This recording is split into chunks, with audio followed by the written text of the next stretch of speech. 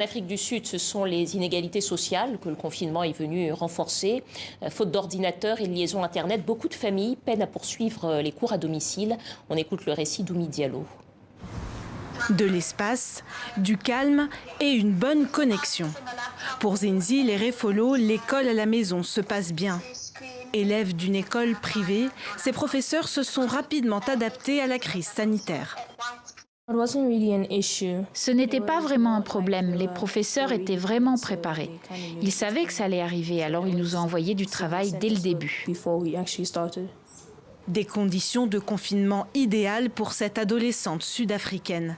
Une vie de privilégiée qui ne fait pas oublier à son père les fortes inégalités du pays. Je pense que le Covid-19 a mis en évidence la fracture sociale du pays.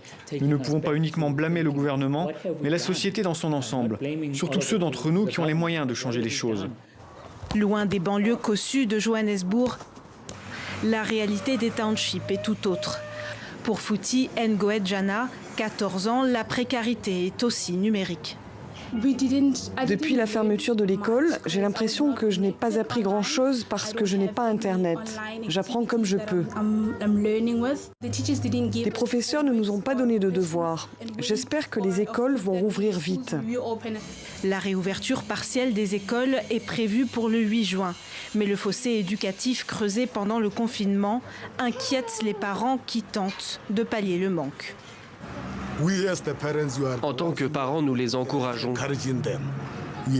Nous les incitons surtout à lire. Je m'assure que mes enfants lisent tous les jours. Une charge supplémentaire pour les familles déjà fragilisées.